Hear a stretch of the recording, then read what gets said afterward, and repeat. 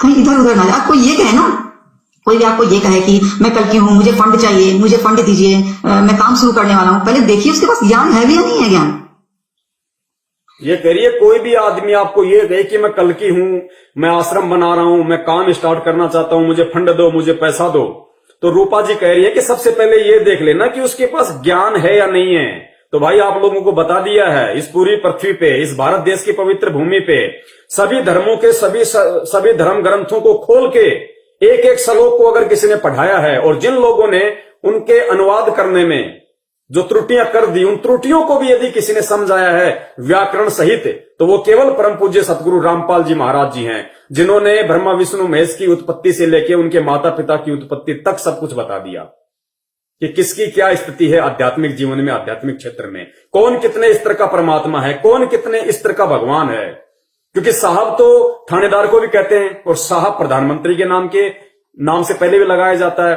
राष्ट्रपति साहब, प्रधानमंत्री साहब, थानेदार साहब, प्रधान साहब, सरपंच साहब, तो सारे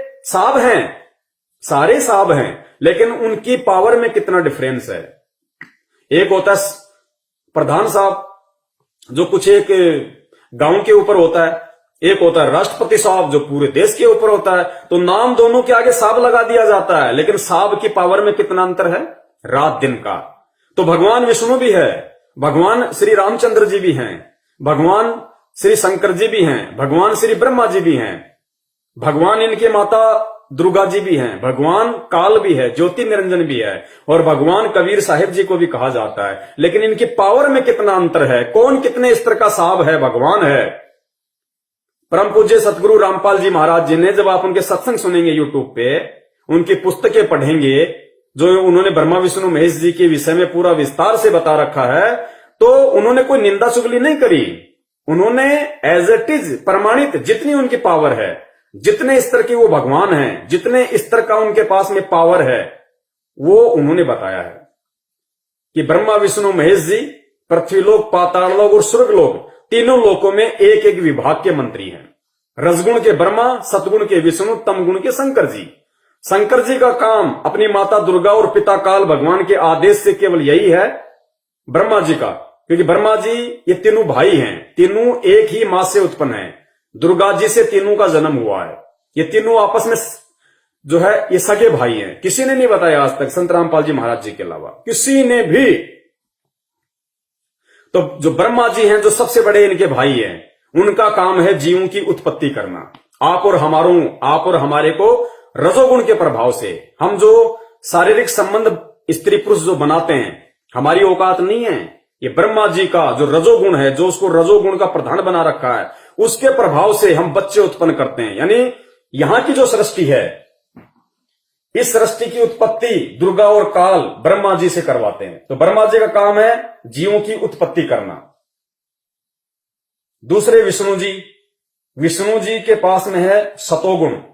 सतोगुण के प्रभाव से ये दुर्गा और काल विष्णु जी से ब्रह्मा जी ने जो उत्पन्न किए हैं, उनका लालन पालन करवाता है। पालकहार है ये, लालन पालन, प्यार, मोह, ममता, ये विष्णु जी का गुण है, सतोगुण। तीसरे हैं शंकर जी। शंकर जी का काम है संहार करना। हम जो मरते हैं, कोई एक्सीडेंट से मरता है, कोई लड़ाई झगड़ा करके मरता है, कोई कैसे मरता है, कोई एक्सीडेंट होके मरता है, तो ये ड्यूटी है कि किस व्यक्ति को किस हिसाब से मारना है, ये ड्यूटी शंकर जी के पास में है। तो ये तीनों जो देवता हैं, वो एज ए मिनिस्टर काम करते हैं, एज ए मंत्री। और गृह मंत्री कौन है? इनकी माता दुर्गा। और प्रधानमंत्री समझ लीजिए काल भगवान है, इनका पिता ज्योति निरंजन, जो साइलेंट रह के, गुप्त रह के ये सारा काम इनसे करवाता है। तो ये भेद किसने खोला आज से पहले? लोगों की तो ब्रह्मा विष्णु महेश से ऊपर दृष्टि नहीं थी। कुछ एक जो बहुत बड़े अपने आप को ज्ञानी समझते थे, वो ब्रह्म तक जानते थे, लेकिन वो ब्रह्म के स्वरूप को नहीं जानते थे। निराकार निराकार, ज्योति दिखती है, प्रकाश दिखता है, कह के टॉपिक बंद। इससे ज्यादा कुछ नहीं पता उनको। तो वो क्यों साइलेंट है? वो भी आप और हमारी तरह मानव शरीरधारी है।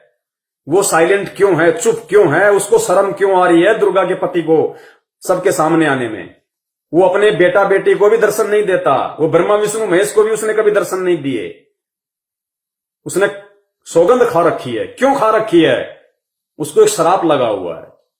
शराप किसने दिया? परमपिता परमेश्वर कबीर साहिब जी ने। क्यों दिया? क्या गलती करी उसने? उसने दुर्गा के साथ में, जब वो सतलोक में था, यहां की कोई सृष्टि नहीं थी, सब वहीं रहा करते थे, उस समय उसने दुर्गा जी के साथ में बलात्कार करने की कोशिश की। ये बलात्कार की उत्पत्ति ब्रह्मा विष्णु महेश जी के पिताजी की देन है, जो वर्तमान में बलात्कार हो रहे हैं। ये भेद किसने खोले? यूट्यूब पे जाओ, संत रामपाल जी महाराज सृष्टि रचना लिखो, देखो। और वो अपने मुख से नहीं बोल रहे, वेद दिखाएंगे, गीता जी में दिखाएंगे, कुरान में दिखाएंगे, पुराणों में दिखाएंगे, कबीर सागर में दिखाएंगे, कबीर बीजक में दिखाएंगे, अनुराग सागर में दिखाएंगे। आंखें चौंधी आ जाएंगी। इसीलिए तो रूपा जी कह रही हैं कि वो जो कल्कि होगा उसकी एक पहचान और होगी। वो ऐसा बातें बताएगा, ऐसा ज्ञान देगा कि सब कुछ चेंज हो जाएगा। तो ये ज्ञान किसने दिया पूरे विश्व में? केवल परम पूज्य सतगुरु रामपाल जी महाराज जी ने। आगे चलिए, देखिए उसके पास ज्ञान है भी या नहीं है। ज्ञान किस तरह का ज्ञान है, क्या साबित कर रहा है वो? पहले चेक कीजिए, उसके बाद किसी के पास जाइए। ऐसे बेवकूफ मत बनिए आप लोग। आप लोग हमारे भारत की जनता है, तो इसका मतलब ये थोड़ी आपको कोई भी बेवकूफ बना देगा, कोई भी आपसे फंड ले लेगा कल्कि के नाम से कि हाँ मैं कल्कि हूं, मुझे फंड चाहिए और मैं काम शुरू करने वाला हूं, मैं यहां जाने वाला हूं, मैं वहां जाने वाला हूं। ये सब कभी मत कीजिएगा आप लोग। पैसे लूटने का सिर्फ तरीका होता है, उस इंसान को जो भी ऐसा करता है उसे सब पता है कि आप लोग कल्कि के नाम से भागे चले आओगे कि हाँ इसे फंड दे दो, मैं ही। अब बताइए, आप ये बताइए कि जो इंसान ऐसा कर रहा है उसके पास कितना ज्ञान है, पहले एनालाइज कीजिए। पर ये भी देखिए क्या वो उत्तराखंड से है, उसके माथे पर वी का निशान है, उसके पास ज्ञान है, ऐसा ज्ञान जो तीनों चीजें उन्होंने एक साथ बता दी कि पहले चेक कर लीजिए उसके पास में ज्ञान है या नहीं है। तो आप जी को साबित कर दिया कि ज्ञान इस पूरे ब्रह्मांड में अगर किसी के पास है, केवल सतगुरु रामपाल जी महाराज जी के पास है। उसके माथे पर वी का निशान है या नहीं है?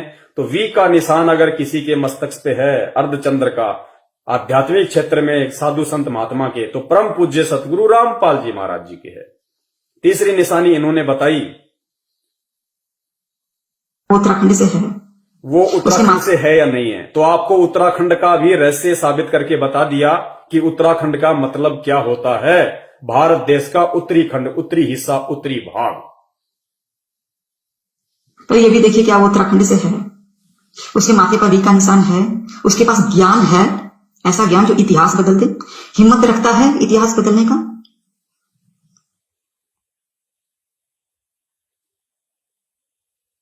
नास्ट्रेडमस की जितनी भी भविष्यवाणियां हैं जीसस क्राइस्ट से मिलती है और उन्हीं के लिए कहा गया है ये, और वो सेकंड कमिंग है, वही आएंगे। आगे ध्यान से सुनना, ये बहुत बारीकियां हैं, इनको केवल वही व्यक्ति कैच कर सकता है। इन भविष्य वक्ताओं के शब्दों को वही व्यक्ति पकड़ सकता है जिसके ऊपर परमात्मा की विशेष कृपा होती है, जो कल्कि की शरण में है, जिसके सिर पे उस कल्कि का हाथ है, वही इन भविष्य वक्ताओं के शब्दों को पकड़ सकता है। अब इसने एक छोटा सा शब्द कहा है कि वो जो कल्कि होगा वो सेकंड कमिंग होगा। सेकंड कमिंग का मतलब होता है दूसरी बार आने वाला। सेकंड कमिंग इस कलयुग में दूसरी बार आने वाला। ध्यान से सुनना आप एक बार इसको। इस सेकंड कमिंग का अर्थ ये खुद भी नहीं जानती, लेकिन इस लाइव प्रोग्राम के माध्यम से परमपिता परमेश्वर जी ने सबके सामने संदेशा भिजवाना था, इसलिए आप जीव को समझाया जाएगा कि सेकंड कमिंग का अर्थ क्या होता है और सेकंड कमिंग किसके ऊपर फिट बैठता है। नास्ट्रेडमस की जितनी भी भविष्यवाणियां हैं जीसस क्राइस्ट से मिलती है और उन्हीं के लिए कहा गया है ये, और वो सेकंड कमिंग है, वही आएंगे। और वो जो बातें हैं जो नास्ट्रेडमस ने लिखा, नास्ट्रेडमस की भविष्यवाणी का उल्लेख कर रही है, क्योंकि नास्ट्रेडमस ने कभी भी कल्कि को लेकर भविष्यवाणी नहीं की। वर्तमान समय में जो आने वाला है सुप्रीम, उसके विषय में भविष्यवाणी की है। और क्या कहा कि वो सेकंड कमिंग होगा, वो कलयुग में दूसरी बार आने वाला होगा। लेकिन ये लोग, ये भविष्यवक्ता लोग ना समझ पाने के चलते, अपनी छोटी बुद्धि के चलते, ये इस भविष्यवाणी को कलयुग के अंतिम चरण में लाखों वर्ष बाद आने वाले विष्णु जी के लोक से जो आएंगे, हरिश्चंद्र जी, कल्कि अवतार लेके, ये उसके साथ में जोड़ रहे हैं, नहीं जुड़ेगी। दास ने पहले ही कहा था, मेरे पूज्य गुरुदेव जी ने बताया था कि बच्चों, हाथी के कपड़े कभी भी जोटे के ऊपर फिट नहीं बैठेंगे। तो पहले आप इसकी बात सुन लीजिए, फिर मैं आपको इसका विश्लेषण क्राइस्ट से मिलती है और उन्हीं की नास्ट्रेडमस की जितनी भी भविष्यवाणियां हैं जीसस क्राइस्ट से मिलती है और उन्हीं के लिए कहा गया है ये, और वो सेकंड कमिंग है, वही आएंगे। और वो जो बातें हैं जो नास्ट्रेडमस ने लिखा है अपने पुस्तक में, अपने बुक में, वो बाइबल में भी लिखा है, कुरान में भी लिखा है। सेकंड कमिंग ध्यान रखना, ये ध्यान रखिएगा। तो सेकंड कमिंग का मतलब क्या होता है पुण्यात्माओं? सेकंड कमिंग का मतलब होता है, पहले आप ये शब्द समझ लीजिए, सेकंड का मतलब होता है दूसरा। सेकंड जैसे फर्स्ट, सेकंड का मतलब दूसरा, और कमिंग यानी आने वाला। कम यानी आना, कमिंग यानी जो आ रहा है, आने वाला।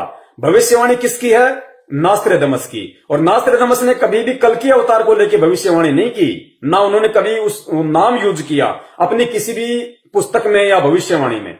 उन्होंने जो भविष्यवाणियां की है वो 20वीं सदी के उत्तरार्ध और 21वीं सदी के प्रारंभ में जो महापुरुष भारत देश की पृथ्वी पे आएगा उसके विषय में किया है। यानी संत रामपाल जी महाराज जी के विषय में उन्होंने सारी भविष्यवाणियां की हैं।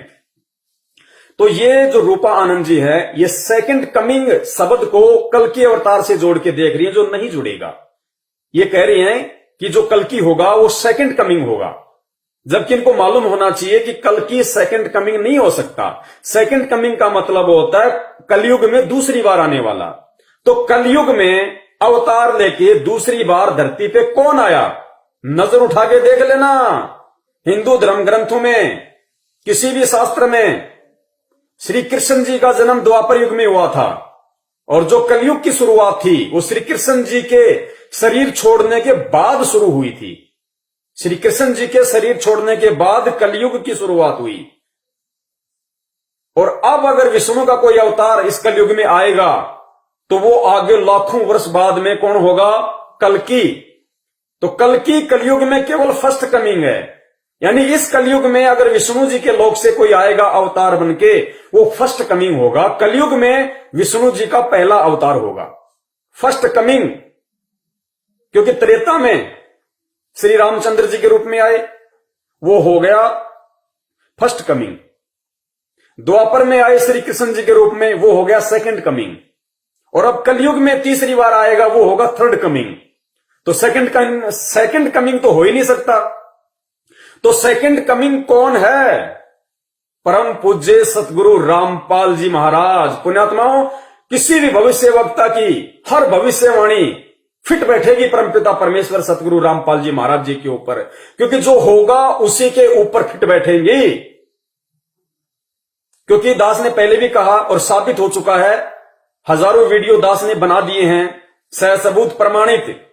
सबको पता है कि 650 साल पहले जब कलयुग की प्रथम पीढ़ी में, 650 साल पहले, कलयुग तो 5000 साल से चल रहा है, हम तो 650 साल पहले की बात कर रहे हैं।